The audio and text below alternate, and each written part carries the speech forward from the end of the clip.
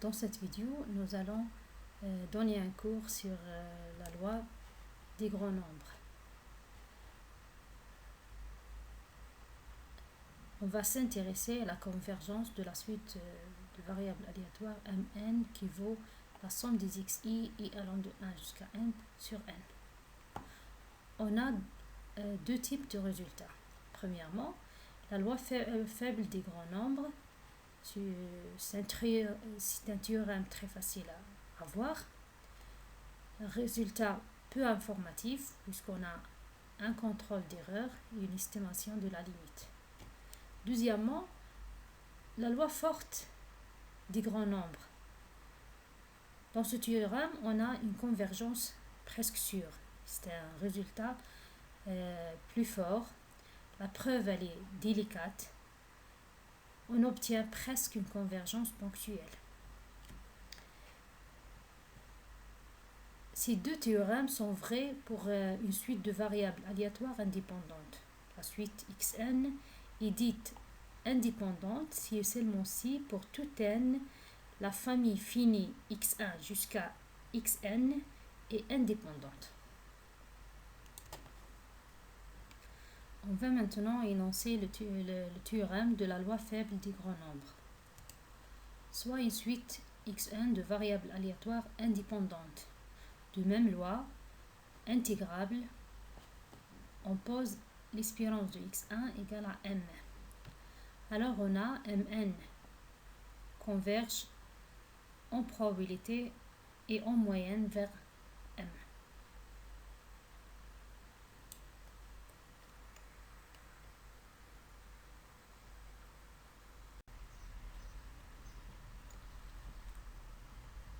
Pour la preuve de ce théorème, on suppose que les variables aléatoires xi sont de carré intégrable et que la variance de xi égale à sigma au carré pour tout i.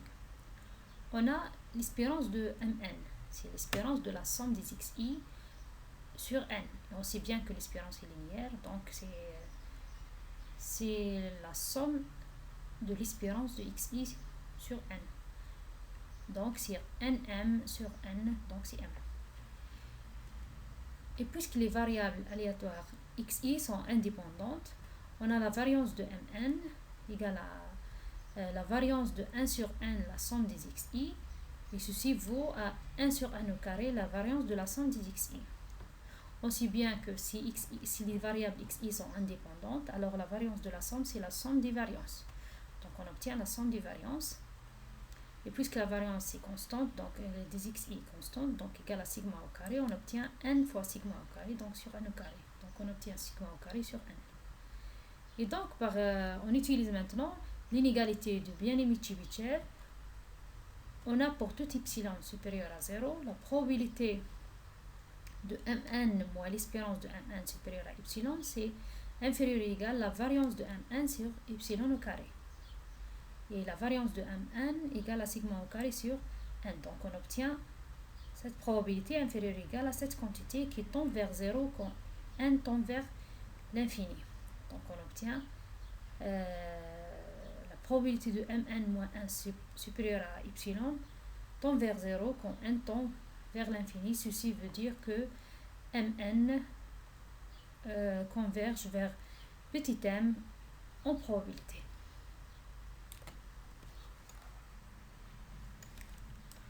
De plus, on a, en utilisant l'inégalité de Cauchy-Schwarz, on a l'espérance de mn moins m inférieure ou égale à l'espérance de mn moins m au carré, le tout à la puissance n demi. Et puisque l'espérance de mn moins m au carré, c'est la variance de mn.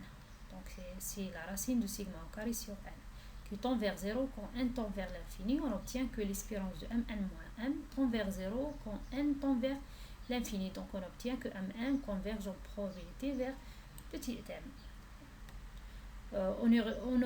On aurait pu utiliser cette inégalité tout simplement, puisqu'on a la convergence en moyenne implique la convergence en probabilité. Donc pour démontrer la convergence en probabilité, on va maintenant énoncer la loi forte des grands nombres.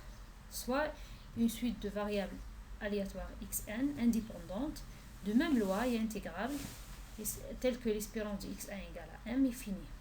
Alors on a mn converge presque sûrement vers m. Pour la preuve de ce théorème, supposons tout d'abord que l'espérance de x1 au carré est inférieure à l'infini. On peut remplacer xn par xn moins n. C'est-à-dire xn moins n, l'espérance de xn moins n vaut 0. Donc, au lieu de démontrer que xn converge presque sûrement vers m, on va démontrer que cette variable converge presque sûrement vers 0. Donc, c'est la même chose. Pour simplifier, tout simplement. Donc, tout d'abord, nous voulons montrer que mn converge presque sûrement vers 0. Donc, on va tout d'abord prendre la sous-suite suivante qui est mn au carré. On va essayer de démontrer que mn au carré converge presque sûrement vers 0. On va utiliser l'inégalité de bien-aimé Chebyshev.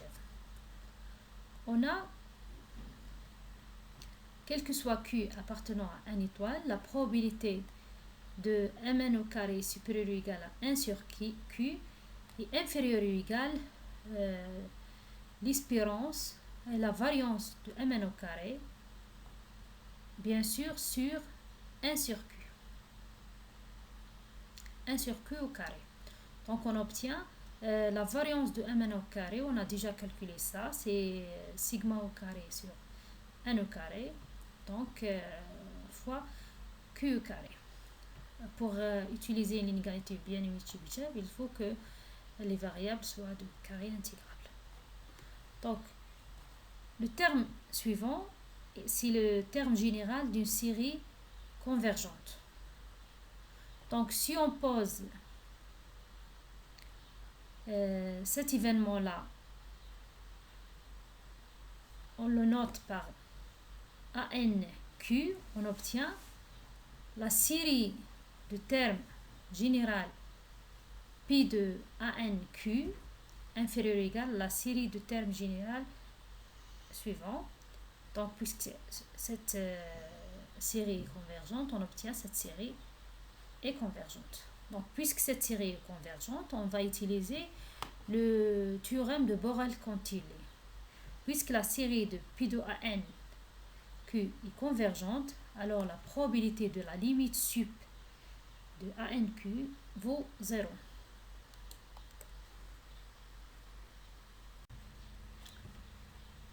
Donc on a vu qu'en utilisant le lemme de Borel-Contilly, on obtient que la probabilité de la limite sup de ANQ égale à 0. Ceci équivaut à dire que mn au carré converge presque sûrement vers 0. Pour plus de détails, vous allez voir comment ceci.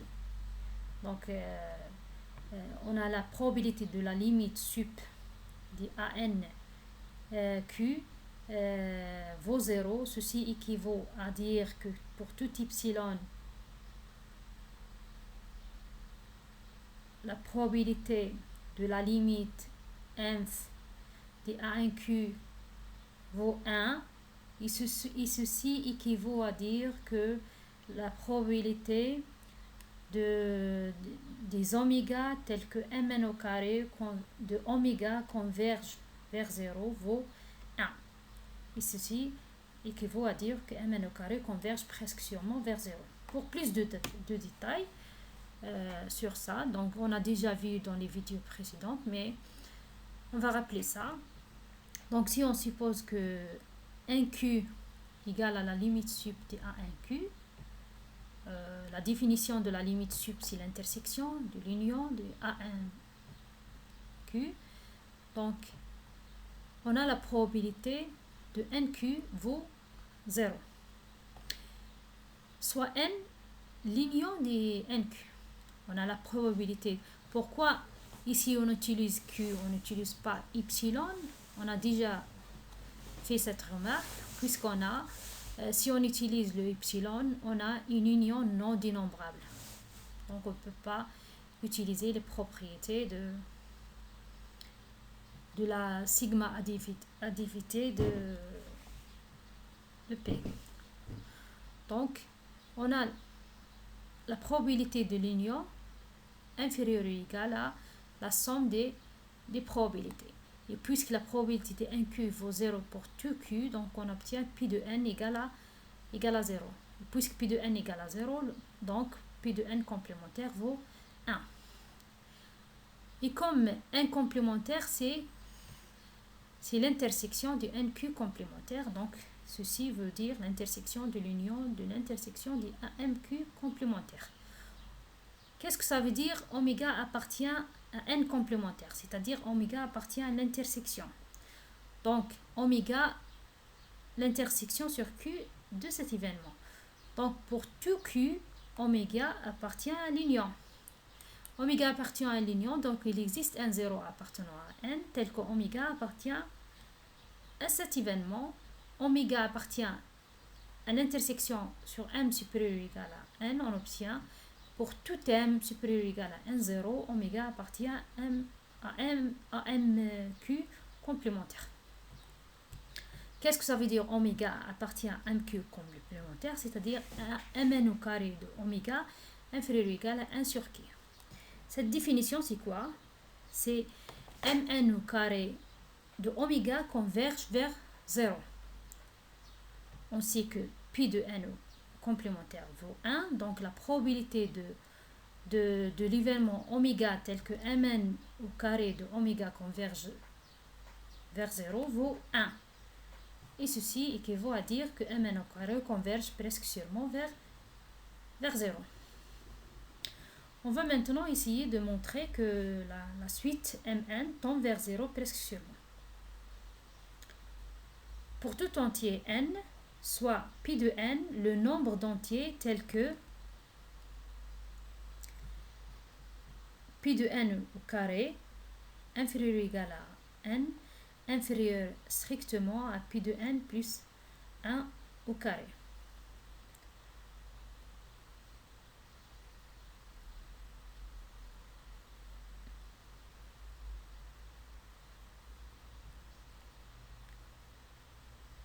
Donc, pi de n, c'est tous les entiers qui vérifient cette inégalité.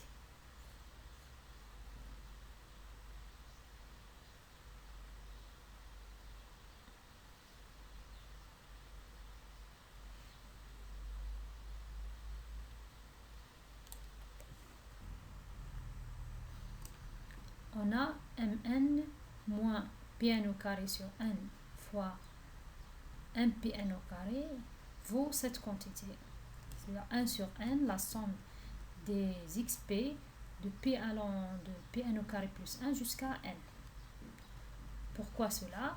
Puisqu'on a mn moins pn au carré sur n fois mpn au carré vaut, on sait bien que mn c'est 1 sur n, la somme des xi allant de 1 jusqu'à n, en remplaçant plus donc pn au carré sur n fois mpn au carré. Donc dans cette quantité, on remplace n par pn au carré.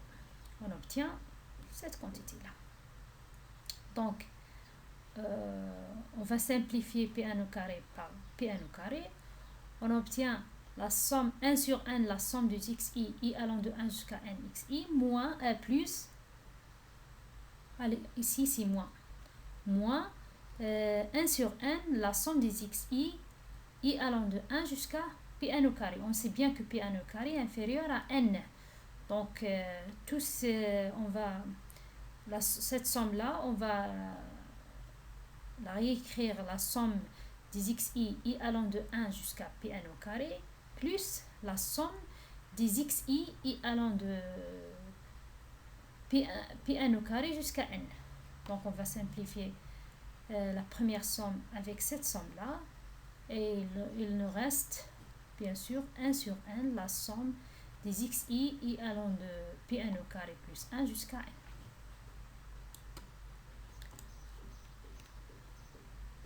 On en déduit que l'espérance de mn moins Pn au carré sur n Pn au carré, le tout au carré vaut, donc l'espérance de cette quantité au carré, elle vaut l'espérance de cette quantité au carré. Et puisque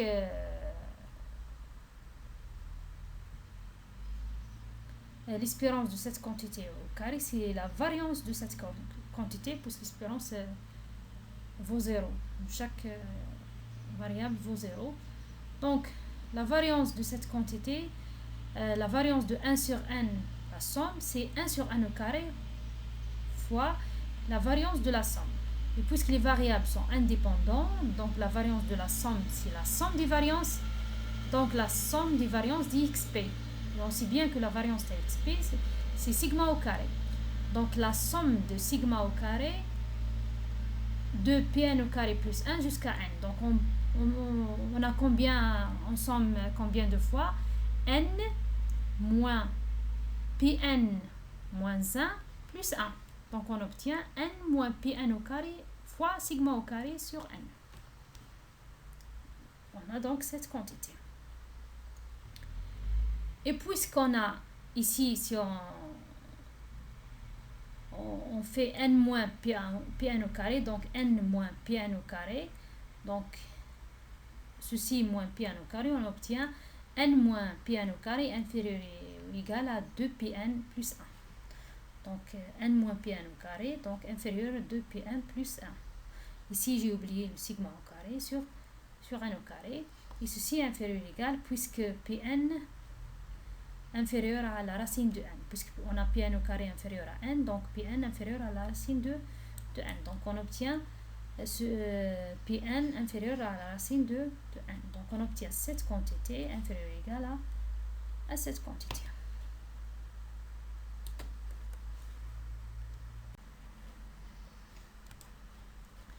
Maintenant, on va utiliser l'inégalité de Bien-Aimé-Chebyshev. On a la probabilité de mn moins Pn au carré sur n fois m Pn au carré supérieur à a, supérieur ou égal à a, inférieur ou égal à la variance de cette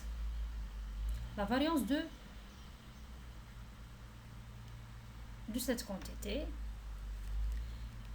On sait bien que la variance de cette quantité est inférieure ou égale à cette quantité. On obtient donc, puisque cette quantité elle tend vers 0 quand n tend vers l'infini, on obtient donc que mn, que cette quantité converge vers 0 presque sûrement.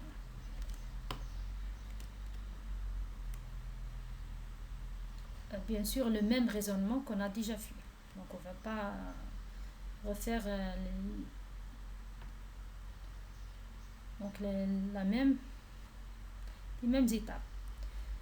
Par ailleurs, on a un Pn au carré converge presque sûrement vers 0. Et on a Pn au carré sur n inférieur ou égal à 1. Et on peut démontrer que ceci converge vers 1. Mais inférieur ou égal à 1, ça suffit. Donc, Pn au carré converge vers 0 presque sûrement. Donc, ceci converge vers 0 presque sûrement. Donc, Mn converge vers 0 presque sûrement. Donc c'est la fin de la démonstration.